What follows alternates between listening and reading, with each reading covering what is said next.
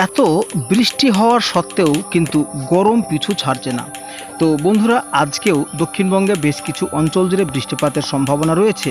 তো কোন কোন জেলায় আজকে বৃষ্টিপাতের সম্ভাবনা রয়েছে সেই বিষয়গুলো আজকে আপনাদেরকে জানানোর চেষ্টা করব। তো বিকেল ও সন্ধ্যার মধ্যে যেটা আমরা দেখতে পাচ্ছি যে হাওড়া, হুগলি, কলকাতা, 2 চব্বিশ পরগনা, 2 মেদিনীপুর, পাশাপাশি রয়েছে আমাদের নদিয়া, মুর্শিদাবাদ, বীরভূম।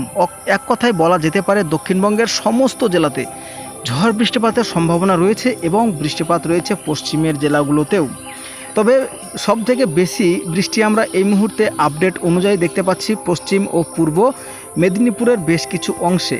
উত্তরবঙ্গে কিন্তু সকালকার দিকে আজকে ব্যাপক ঝড় বৃষ্টি হয়েছে এবং রাত্রির দিকে বা সন্ধ্যের দিকেও কিন্তু উত্তরবঙ্গে ব্যাপক ঝড় বৃষ্টিপাত থাকছে আবারও। তো এই হচ্ছে আজকে বৃষ্টিপাত দক্ষিণবঙ্গ, উত্তরবঙ্গে রয়েছে।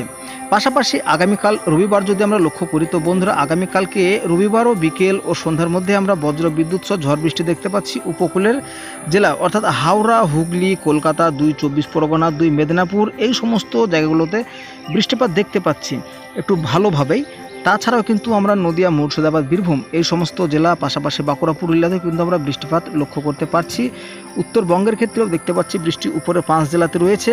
পাশাপাশি কিন্তু আমরা দেখতে পাচ্ছি বাংলাদেশের আপডেটে যদি চলে আসি সংক্ষিপ্তভাবে, তো বাংলাদেশের আপডেটেও কিন্তু আমরা বৃষ্টি দেখতে পাচ্ছি এই মুহূর্তে চট্টগ্রাম, সিলেট, শিলচর, ঢাকা, রংপুর, ময়মনসিংহ সমস্ত বাংলাদেশের জেলাতেও কিন্তু বৃষ্টিপাতের সম্ভাবনা রয়েছে একদম তুঙ্গে।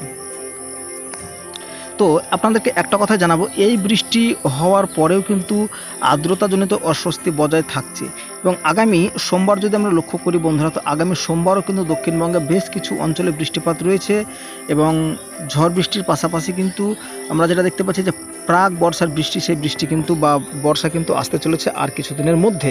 তো বন্ধুরা বেশি বড় করছি না, কেমন লাগলো অবশ্যই জানাবেন, ভালো লাগলে চ্যানেলকে সাবস্ক্রাইব করে বেল আইকনটি প্রেস করে দেবেন।